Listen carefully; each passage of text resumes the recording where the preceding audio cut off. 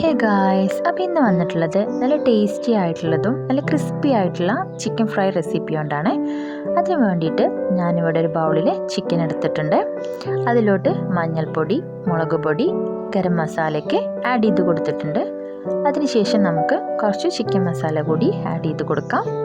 Chicken masala add ചെയ്തതിന് ശേഷം ഏകദേശം ഒരു 1.5 ടീസ്പൂണോളം കോൺഫ്ലോർ കൂടി ആഡ് ചെയ്ത് കൊടുക്കാം. ചിക്കൻ നല്ല ക്രിസ്പി ആയിട്ട് കിട്ടാൻ വേണ്ടിയിട്ടാണ് നമ്മൾ കോൺഫ്ലോർ ആഡ് ചെയ്ത് കൊടുക്കുന്നത്.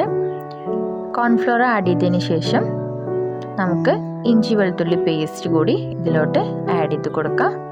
ആവശ്യത്തിനുള്ള ഉപ്പും അതുപോലെ ഏകദേശം ഒരു 1.5 ടീസ്പൂൺ തൈര് കൂടി ചേർത്ത് നന്നായിട്ട് മാരിനേറ്റ് ചെയ്ത് കുറച്ച് നേരം റെസ്റ്റ് ചെയ്യാൻ വേണ്ടി വെക്കുക. ഒരു 5-10 മിനിറ്റ് റെസ്റ്റ് ചെയ്തതിന് ശേഷം നമുക്ക് ഒരു കടായിൽ എണ്ണ ഒഴിച്ച് നന്നായി ചൂടാകുമ്പോൾ ചിക്കൻ്റെ പീസുകൾ ഇട്ട് കൊടുക്കുക. അതിൻ്റെ കൂടെ തന്നെ കുറച്ച് കറിവേപ്പില കൂടി ആഡ് ചെയ്ത് കൊടുക്കുക. കറിവേപ്പിലയുടെ ഫ്ലേവർ ചിക്കനിൽ കിട്ടാൻ വേണ്ടിയിട്ടാണ് ഇങ്ങനെ ചെയ്യുന്നത്. നന്നായിട്ട് ലോ ഫ്ലെയിമിൽ ഇട്ട് ഡീപ്പ് ഫ്രൈ ചെയ്തെടുക്കുക. ഒരു ഗോൾഡൻ ബ്രൗൺ കളർ ആവുന്നവരെ ഫ്രൈ ചെയ്യുക. എന്നിട്ടൊരു സെർവിങ് ബൗളിലോട്ട് മാറ്റാം. ഡെക്കറേഷന് വേണ്ടിയിട്ട് ഞാൻ കുറച്ച് കറിവേപ്പിലയും മല്ലിയിലയും അതുപോലെ തന്നെ ക്യാരറ്റിൻ്റെ പീസസൊക്കെ ഇട്ടുകൊടുത്തിട്ടുണ്ട്.